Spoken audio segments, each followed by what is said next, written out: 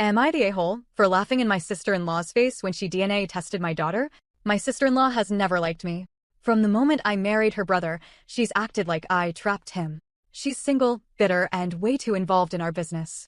When my daughter was born, the comments started immediately. She doesn't look like him. Where did she get those eyes? Are you serious she's his? At first, I brushed it off. My husband has dark hair and brown eyes. I'm blonde with green eyes. Our daughter came out with light hair and gray-blue eyes, which, by the way, run in MY family. Genetics are wild. But sister-in-law wasn't joking. She was watching, studying, making side comments at every family gathering. Then things escalated. At my daughter's first birthday party, sister-in-law kept insisting on holding her, taking pictures, saying she wanted to do a 23andMe for fun because family ancestry is so interesting.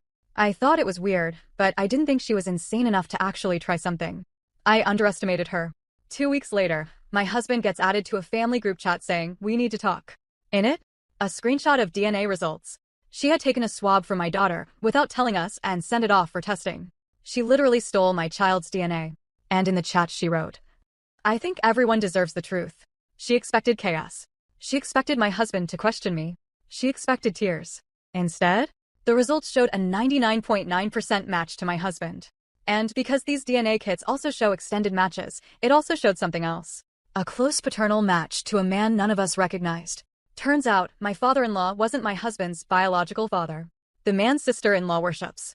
The man she says we all owe loyalty to. The man she constantly compares my husband to. Not biologically related. The silence in that group chat was deafening. Then my husband simply replied, "So, thanks for confirming she's my daughter." And that's when I laughed. Not a polite chuckle. Not a nervous giggle. I laughed hard. In her face. At the emergency family meeting she demanded the next day. She was red. Shaking. Trying to pivot. "This isn't about that. You're deflecting. You should be grateful I cleared things up." Grateful? She violated my child's privacy, tried to accuse me of cheating, and accidentally exposed a 30-year-old secret affair. My mother-in-law started crying. My husband was furious, not at me, but at her.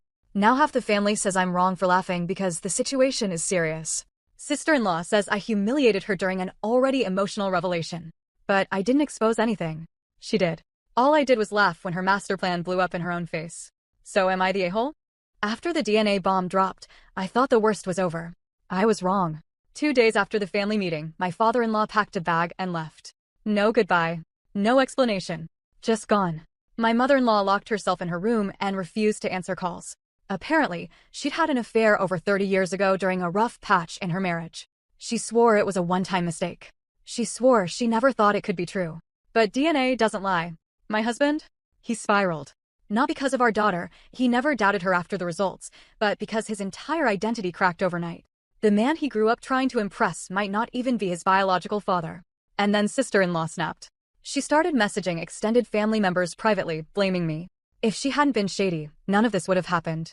She forced me to prove something. This is her fault. As if I somehow orchestrated her stealing my child's DNA and exposing her mother's decades-old secret. But here's where it goes nuclear. A week later, my husband gets a call from the DNA company. They flagged the test. Because the sample submitted for my daughter wasn't legally authorized. They needed confirmation from a parent or guardian. Sister-in-law had forged my husband's digital signature. Forgery. Identity fraud. On top of secretly taking a DNA sample from a minor. The company opened an internal investigation. My husband was livid. Not just angry, ice-cold furious. He told her she had crossed a legal line and we were considering pressing charges. That's when she lost it. She showed up at our house screaming that we were destroying the family and that I planned this whole thing. She called me manipulative. Said I trapped her brother. Said my daughter doesn't even look like us anyway. My husband told her to get off our property. She refused. Police were called. Neighbors watched. It was humiliating, but not for me. She was escorted out in tears, yelling that we'd regret this. Now the family is split straight down the middle. Father-in-law won't speak to anyone. Mother-in-law blames sister-in-law for digging. Sister-in-law is posting vague things online about truth will always come out. And my husband? He blocked her. We've gone no contact. We are also speaking to a lawyer. Because this stopped being petty drama the moment she involved my child's DNA and forged documents. And here's the final twist. The unknown paternal match? My husband reached out privately. The man replied. And he lives 40 minutes away. So now my husband might be meeting his biological father. All because his sister tried to expose me. So I laughed in her face.